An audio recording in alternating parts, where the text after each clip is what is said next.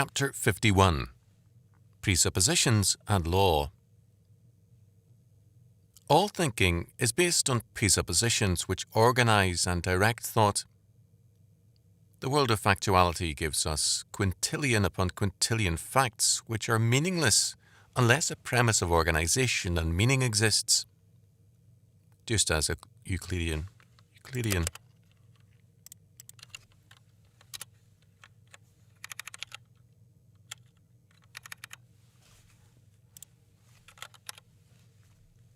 Just as Euclidean geometry begins with its presuppositions, certain axioms which govern all things and provide the framework whereby a theorem can be proven, so all thinking in every field has its particular presuppositions. The presupposition of Christian thinking is the triune God and his inscriptured word. The presuppositions of humanism is the mind of man as the ultimate arbiter and judge. Our presuppositions govern our thinking. A false presupposition gives us false conclusions.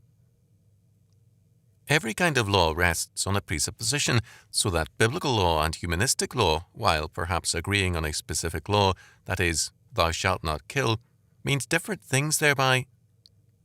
In biblical law, the premise is that God, the creator and governor over all life, can alone decide when and where the taking of life is permissible. In humanistic law, murder may be forbidden where man decides that something should be protected. The protected life may be that of a rattlesnake or of a mountain lion. What is protected is decided by the state in terms of environmental considerations. Where human life is concerned, God's law has a different presupposition than does the state's law. God, as the creator, holds that he alone can govern the taking of life, whereas the state determines what is a tenable killing in terms of its interests. Other factors also govern law. Those who believe in original sin and total depravity will, first, see man as a sinner who must be kept in rain.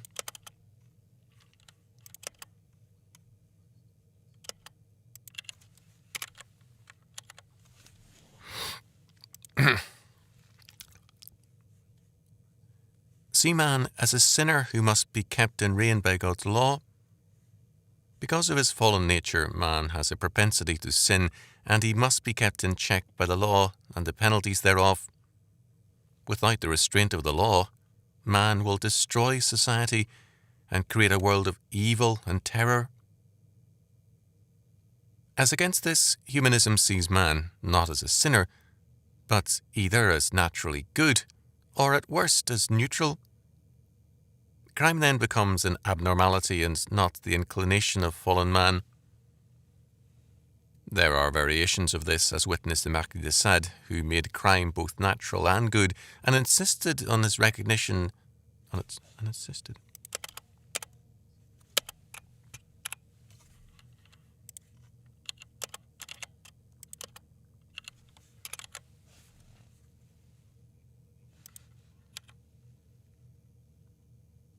There are variations to this, as witnessed the Marquis de Sade, who made crime both natural and good, and insisted on its recognition as man's true way of life, the natural life. Second, in the Christian perspective, man is irresponsible.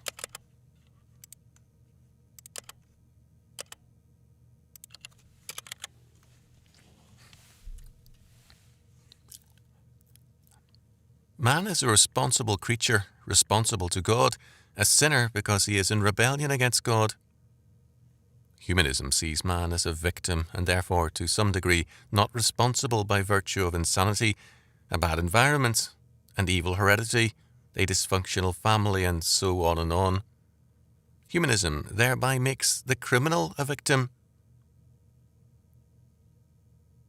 In my childhood, a man who was regarded as great and as a major pioneer in human thought was Judge Benjamin Barr.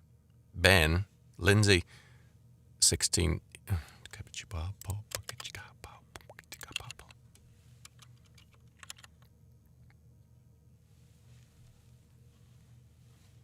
1869 to 1943, judge of the Denver, Colorado Juvenile Court, 1800 to 1927, he wrote Problems of the Children, 1903, The Beast with Harvey O'Higgins, 1910, The Revolt of Modern Youth with Wainwright Evans, 1935, and The Companionate.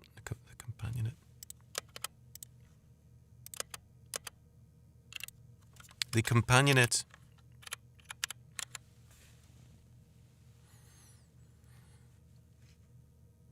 Hang on a second.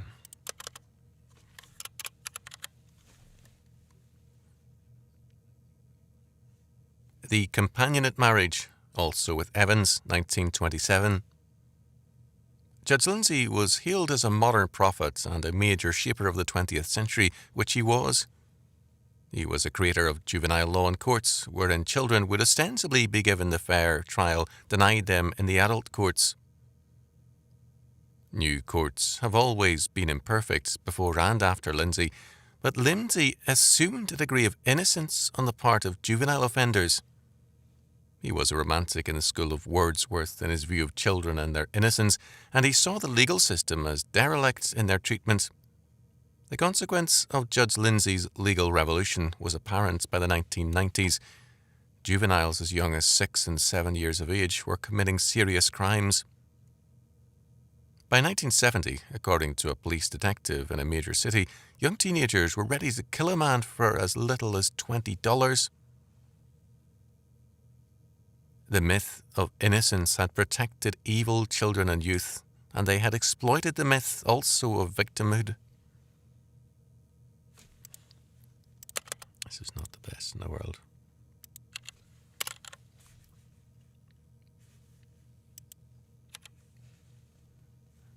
And they had exploited the myth also of victimhood.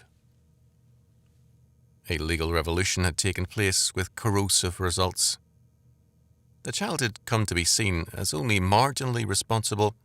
Responsibility was placed at the door of the family, society, capitalism, heredity, and so on.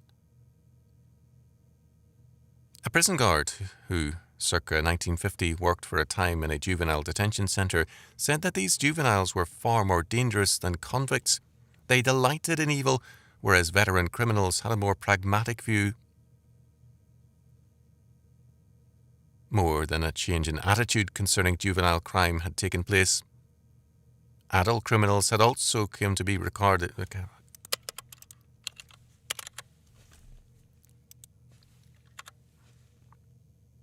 Adult criminals had also come to be regarded as also only marginally responsible.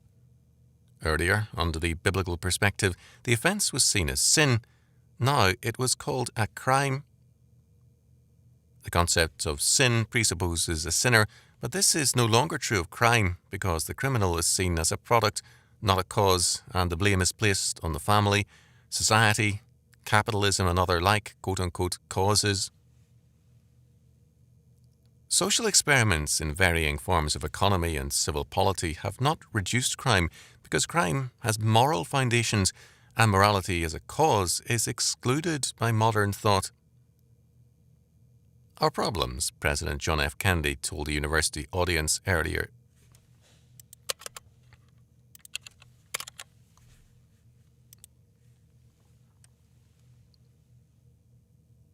Our problems, President John F. Kennedy told a university audience early in the 1960s, are now technological, not moral ones.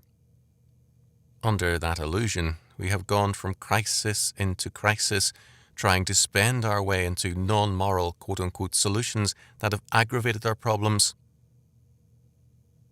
The Romantic movement substituted feelings for moral concerns in the confidence that its feelings represented a higher level of purity than a sin-conceived church could provide.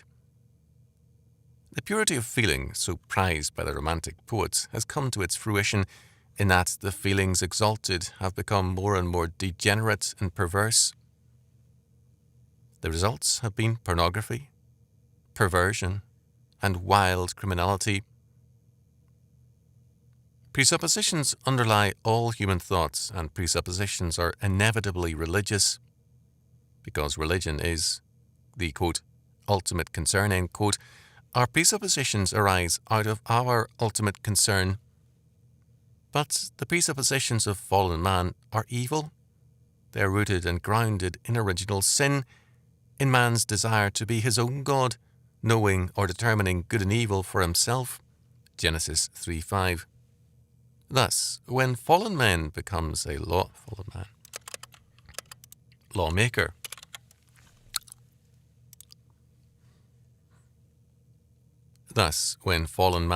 lawmaker, he seeks to protect his own ultimacy, his own sin. The laws he then creates have as a given factor his respective persons. They are highly protective of himself and of his allies in sin. The more de-Christianized his system of law becomes, the more partisan and warped it becomes. In time, moral limits are replaced by pragmatism. It's interesting that Burton Hirsch in The Old Boys, The American Elites and the Origins of the CIA, 1992, could say of the influence of a prominent homosexual in American foreign intelligence work from World War I into the 1960s that he reordered the assumptions, quote, according to which Americans did business in the world, end quote. Quote, ethical limits fell away, end quote. Our presuppositions shape our lives and our laws. The common dictionary definition of law is that it is, quote, a binding custom or practice of a community, a rule of conduct or action prescribed or formally recognized as binding or enforced by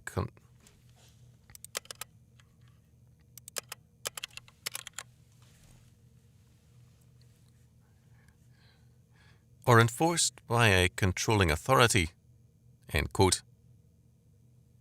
The neglected part of this definition is, quote, by a controlling authority, end quote, because it raises the religious question: who or what is the God of the legal system? Man, the state, or the biblical God? This question cannot be avoided legitimately because we then conceal our religious roots, falsify the meaning of law, and disguise the fact of our own unanswered problem. There can be no thinking nor law without religious presuppositions.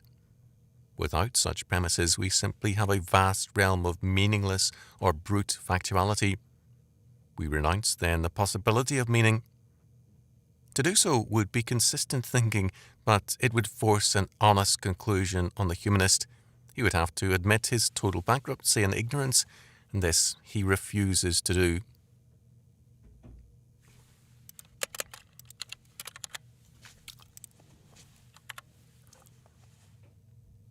The world of law is religious because it designates certain forms of behavior as wrong and implicitly evil, and the opposite as permitted and good. Law is inescapably religious, but not necessarily Christian. Law is always the key form of religious expression, and in the modern world, the anti-Christian nature of the laws of nations is concealed by a denial of the religious nature of all laws. Mercy. Alrighty, let's continue, shall we?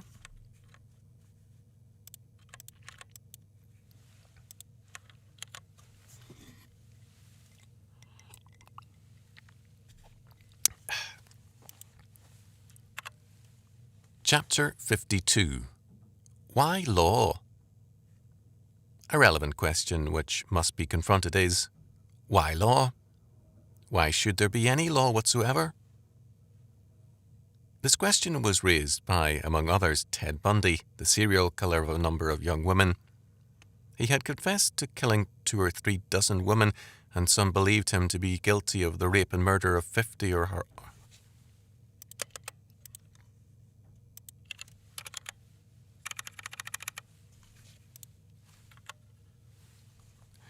And some believed him to be guilty. And some believed him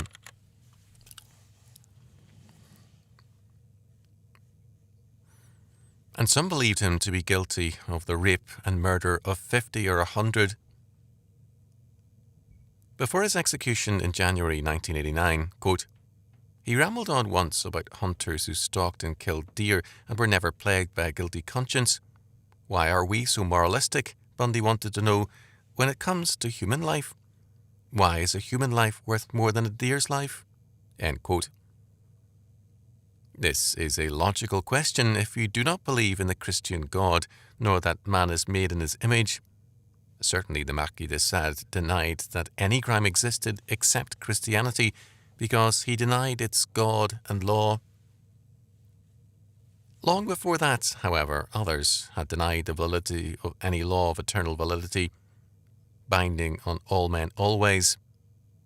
The Greek gods were above the law, and great men began to share.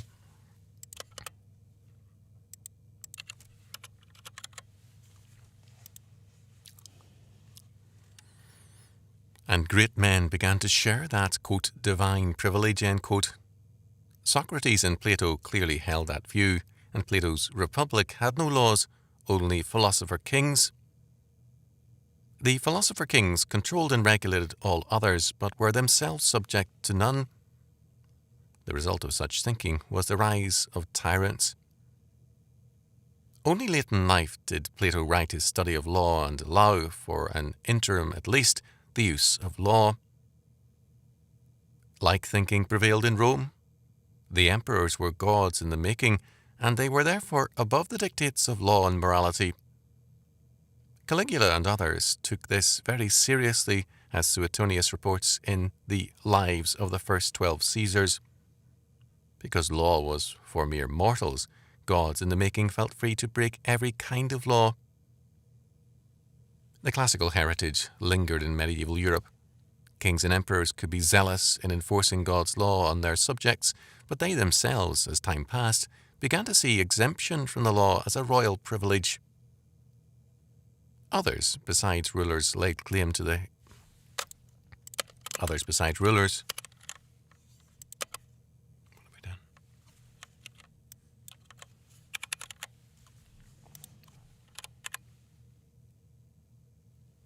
besides rulers laid claim to a like immunity.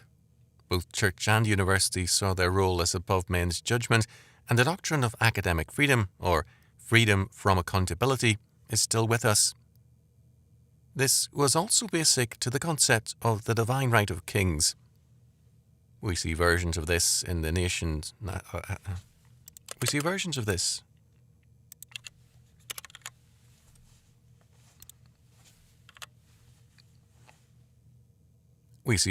this in the rationales of civil officials in their violations of God's law. When Otto Scott in James I wrote about the homosexuality of the monarch, one historian criticised him for not respecting, quote, the royal privilege, end quote. The most militant attack on the idea of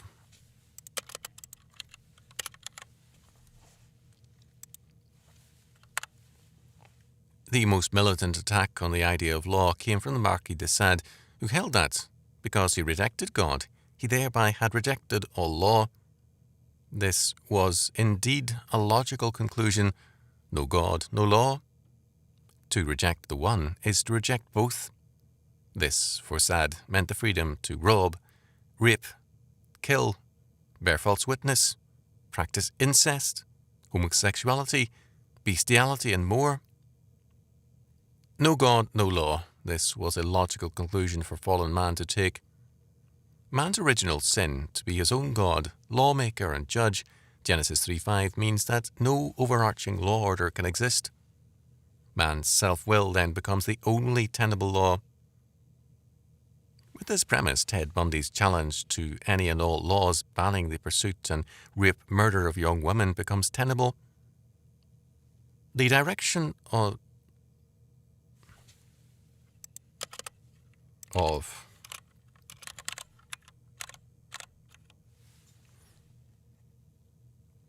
of anti-Christian culture is thus a suicidal, Sadean one. The answer to this has at times been a pragmatic one. Both Cicero and Voltaire wanted the, quote, common man, end quote, to hang on to some kind of faith to avoid social anarchy. Exemption from law would be the privilege of the elite. They would be, in effect, the new gods, safeguarded by the myth of morality and law which bound the peoples. But the gods who died for the Roman intellectuals were in time dead also for the, quote, common man, end quote, as well. The gap between the top and the bottom in any society is never as great as men imagine. Moreover, these intellectuals try to substitute an insanely invalid notion of order for the reality of creation. As Charles Norris Cochrane observed, quote, "It is precisely at this point that the idealist commits the crime of the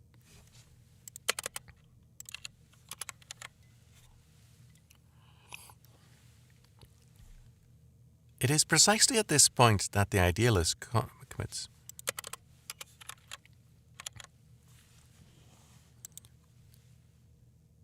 It is precisely at this point that the idealist commits the crime of Prometheus in seeking to appropriate what belongs to Zeus, or like Adam in the Garden of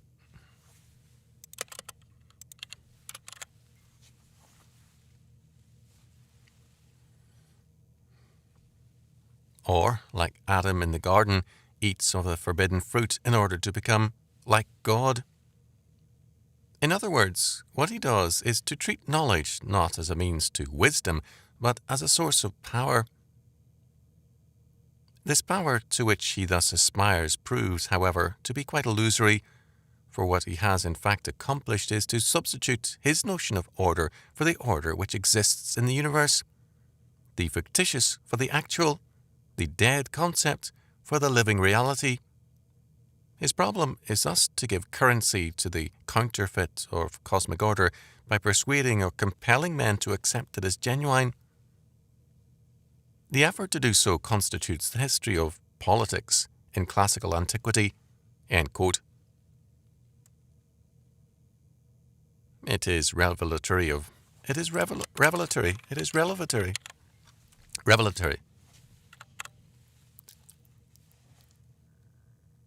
It is revelatory of modern man's Kantian premises that he believes that his idea of order is thereby the actual order. He affirms with Hegel that his conception of reality is reality because he's a philosopher. Post-Kantian man sees himself as the creator because the knowable world is the construct of his mind.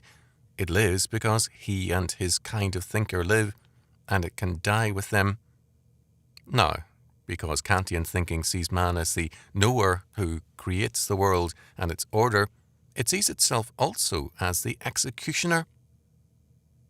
The creator man must reorder reality as his rationalization requires. Thus, what he wants and needs are not laws, but regulations and controls.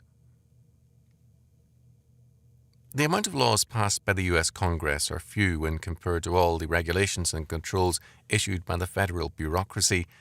However, even the ostensible laws passed by Congress are commonly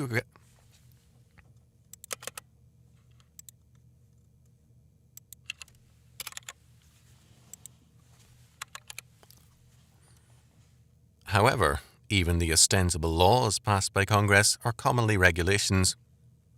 One such quote-unquote law to further free trade, supposedly the 2-volume index covered many hundreds of pages. It was said that no man had read the whole quote-unquote law, which was framed by many groups of quote-unquote experts and then put together. But this quote-unquote law then governed all Americans, none of whom had more than minimal knowledge of it.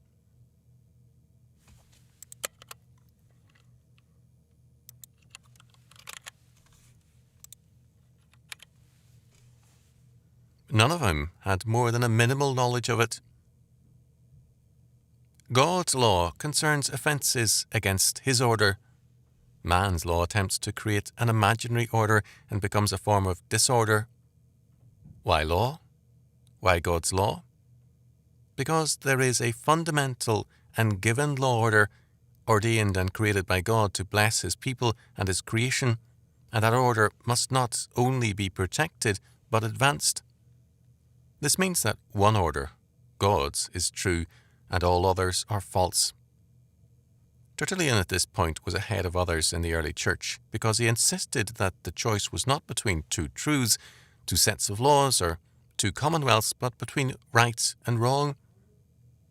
Where the Roman state's view of order was concerned, quote, "We have no pressing inducement to take part in your public meetings, nor is there aught more entirely foreign to us than affairs of state. We acknowledge one all-embracing commonwealth, the world, end quote. For Tertullian, that world was God's, not Rome's, and God's law and word must prevail, not man's nor Rome's. To question God's law means to accept Bundy's question, why is killing a deer morally valid, but not killing any man or woman? To deny God is to answer that question, but not validly. Babies are now routinely aborted by the millions, but in some areas killing deer and even rattlesnakes is prescribed. If man sets the standards, there is no objective law nor morality which can protect man as against the rattlesnake. There is then no law, only controls and regulations.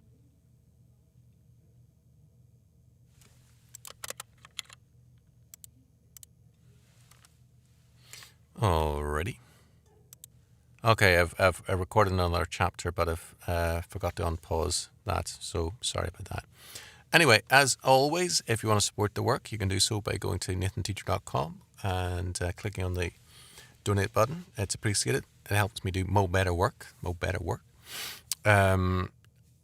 If you like, share, comment, whatever, it's a pleasure doing this. Thanks for the recent feedback. Appreciate that. Thanks for the likes. Thanks for the comments.